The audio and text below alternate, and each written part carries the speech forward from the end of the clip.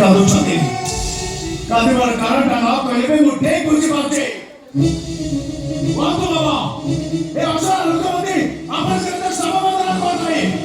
କାହିଁକି ସବୁଦିନ ରାତିରେ ଏ କୋଠା କରି ଛାଡ଼ି ସେ ମାଟି ଘରକୁ ଚାଲି ଯାଉଛନ୍ତି?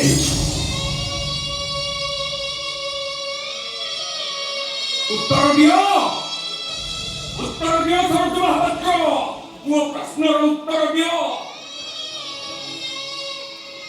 ମୁଁ ଜାଣେ তুমি সেই মুখ দেবতা নাটকর চরিত্র পালটি যাইছ।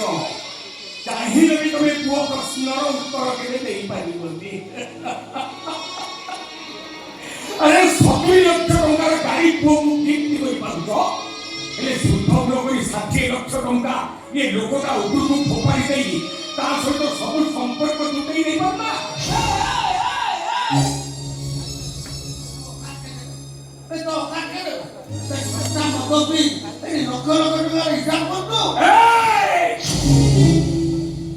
ତମମାନଙ୍କ ପାଖରେ ବହୁତ ଟଙ୍କା ଥାଇପାରେ, ହେଲେ ଏ ଲୋକଟା ଗୋଟାଏ ନମ୍ବର 1 ଫିଲ୍ମ ମାରି ସାରିବା ପରେ ତାକୁ ଯେମିତି କୋଟିପତି ପରି ଲାଗେ।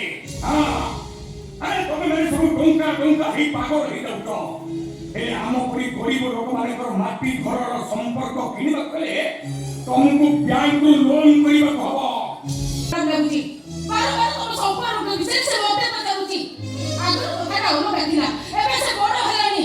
ତେଣୁ ମୁଁ ତତେ ହାତ ଯୋଡୁଛି ସଙ୍ଗୀତା, ତୁମ ସ୍ୱାମୀଙ୍କ ଜୀବନରୁ ଦୂରେଇ ଯାଅ।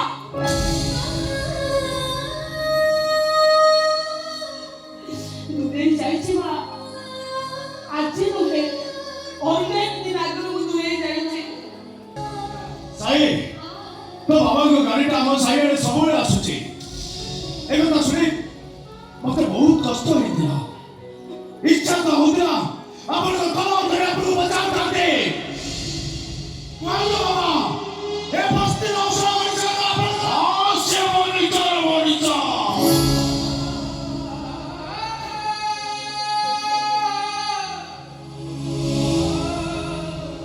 ତା ସହିତ ସମ୍ପର୍କ ମୋର ବର୍ଷର ସମ୍ପର୍କ। ଏମିତି କି ତୁ ଜନ୍ମ ହବାର ଆଗରୁ। ଆରେ ଆଜି ତୁ ମତେ କଥା ପଚାରିନଥାନ୍ତୁ, ସେଦିନ ଯଦି ପ୍ରତିଜ୍ଞା କରି ମୋ ଚକ୍ର ବ୍ୟୟରେ ଫସି ଯାଇନଥାନ୍ତି। ଆସିବା ଦୌଡ଼ିଟାକୁ ବେକରି ଝୁଲେଇ ସାରିଛି ଯେତେବେଳେ, ଯେତେ ଚିତ୍କାର କଲେ ବି ଧର୍ମର କୋର୍ଟରେ ମୁଁ କଣ ନିଜର ପକ୍ଷ ନେଇପାରିବି? ମୋର ଅବଶିଷ୍ଟ ଜୀବନ ଏମିତି ନିନ୍ଦା ଅପବାଦର ବୋଝକୁ ବୋହି ବୋହି ମୁଁ ବାଟ ଚାଲୁଥିବି। ଅଭୟ ତୁ କେହି ମନା କରୁନାହାନ୍ତି, ହେଲେ ହୁଏତ ଆପଣ ମୋ ପାଇଁ ଗୋଟେ ଭଲ ବାବା ହେଇପାରନ୍ତେ, ହେଲେ ମୋ ମାମା ପାଇଁ ଗୋଟେ ଭଲ ସ୍ୱାମୀ ହେଇପାରିଲେନି। ମୁଁ ଠିକ କହୁଛି ନା? ତୁ ଏକଦମ ଠିକ କହିଛୁ। ତମକୁ ପଚାରୁଛି, ମୋ ମାମାକୁ ପଚାରୁଛି, ଆଉ ତାକୁ ଶେଷ ପାଇଁ କାନ୍ଦୁଛି। ଏ ଘରକୁ ଆସିବା ବନ୍ଦ କର, ଆମ ମାମାଙ୍କ ସହିତ ସବୁ ରିଲେସନକୁ କାଟି ଦିଅ। କାହିଁକି ନା ତମେ ଏଠିକି ଆସିଲେ ବହୁତ ଲୋକ ବହୁତ କଥା କହୁଛନ୍ତି।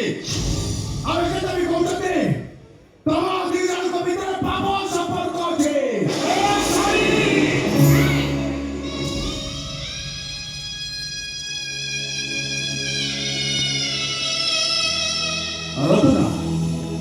ମାରନ୍ତୁ କାହିଁକି?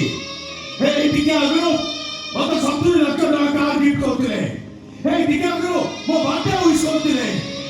ଆଉ ତମର ଟିକେ ସତରେ କହିଦେଲି ବୋଲି ଆଜି ଭଳି ଦିନରେ ମୋ ପୁରା ହାତ ଉଠେଇଦେଲେ।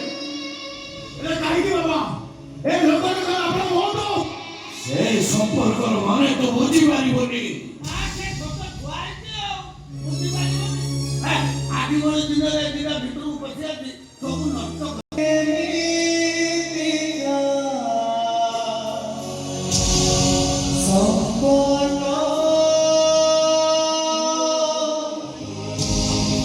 Hey!